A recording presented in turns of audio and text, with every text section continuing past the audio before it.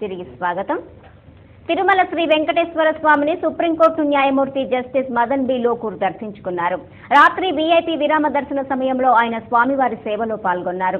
దర్శనానంతరం మాతృశ్రీ తరిగొండ వెంగమాంబ అన్నప్రసాదం వడ్డించారు. అనంతరం భక్తులతో కలిసి భోజనం చేశారు. సుప్రీంకోర్టు న్యాయమూర్తిగా బాధ్యతలు స్వీకరించిన సందర్భంగా శ్రీవారి ఆశీస్సుల కోసం తిరుమలకు వచ్చినట్లు జస్టిస్ లోకూర్ విలేకరులతో మాట్లాడుతూ తెలిపారు. స్వామి దర్శనం అమితమైన ఆనందం కలిగించినట్లు చెప్పారు. శ్రీవారి సేవ చేయడంలో ఎంతో భాగ్యమని, మానవ సేవే మాధవ సేవ స్ఫూర్తితో పనిచేయటం సంతృప్తి కలిగించిందన్నారు. గత వారం రోజులుగా తప్పించుకు తిరుగుతున్న నిత్యానంద ఎట్టకేలకు కోర్టు ఎదుట లొంగిపోయారు. బెంగళూరు మీడియా ప్రతినిధులపై అనుచరుల దాడి కేసులో వివాదాస్పద స్వామి నిత్యానంద కోర్టులో లొంగిపోయారు. రామనగర్ జిల్లా కోర్టులో లొంగిపోయిన నిత్యానందకు కోర్టు ఒకరోజు జ్యుడిషియల్ కస్టడీ విధించింది. మరోవైపు పోలీసులు నిత్యానంద ఆశ్రమంలో సోదాలు కొనసాగించారు. ఐసీసీ టెస్ట్ ర్యాంకింగ్స్ లో భారత్ 4వ స్థానంలో కొనసాగుతోంది. తాజా ర్యాంకింగ్స్ లో భారత్ 111 పాయింట్లతో ఉంది.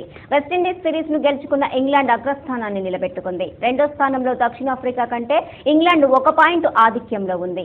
ఆస్ట్రేలియా 3వ స్థానంలో నిలిచింది. బ్యాట్స్మెన్ ర్యాంకింగ్ లో చందర్ పాల్ ప్రథమ స్థానాన్ని నిలబెట్టుకున్నారు. భారత్ నుంచి సచిన్ ఒక్కడే టాప్ 20లో చోటు దక్కించుకున్నాడు. టెస్ట్ బౌలర్ ర్యాంకింగ్ లో డేల్ స్టెయిన్ అగ్రస్థానంలో ఉండగా జహీర్ 12వ, ప్రజ్ఞాన్ ఓజా 20వ స్థానాల్లో నిలిచారు.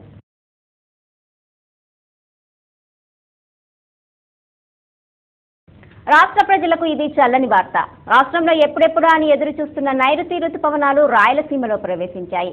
తొలకరి జల్లుల కోసం ఎదురు చూస్తున్న రైతులు ఖరీఫ్ పనులు ప్రారంభించడానికి సిద్ధమవుతున్నారు. అయితే ఈ రుతుపవనాలు రాష్ట్రమంతా విస్తరించడానికి వాతావరణ శాఖ అధికారులు తెలిపారు. అయితే ఇప్పటికే రాష్ట్ర వ్యాప్తంగా పగటి ఉష్ణోగ్రతలు తగ్గుముఖం పట్టాయి.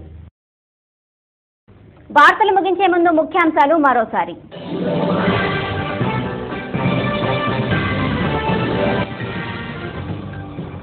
కళ్యాణం కమనీయం, కొణిదెల వివాహ మహోత్సవం, చెర్రి ఉపాసనల పెళ్లికి హాజరైన అతిరథ మహారథులు. శ్రీరస్తు శుభమస్తు, శ్రీరస్తు శుభమస్తు, శ్రీరస్తు శుభమస్తు.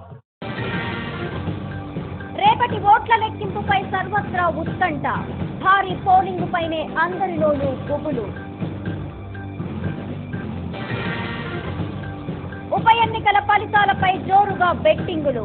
మెజార్టీపై చేతులు మారనున్న కోట్ల రూపాయలు. శోకసంద్రంగా మారిన విశాఖ ఉక్కు కర్మాగారం. భారీ పేలుడులో పెరుగుతున్న మృతుల సంఖ్య. శ్రీవారి సేవలో సుప్రీంకోర్టు న్యాయమూర్తి. భక్తులకు అన్నప్రసాదం వడ్డింపు.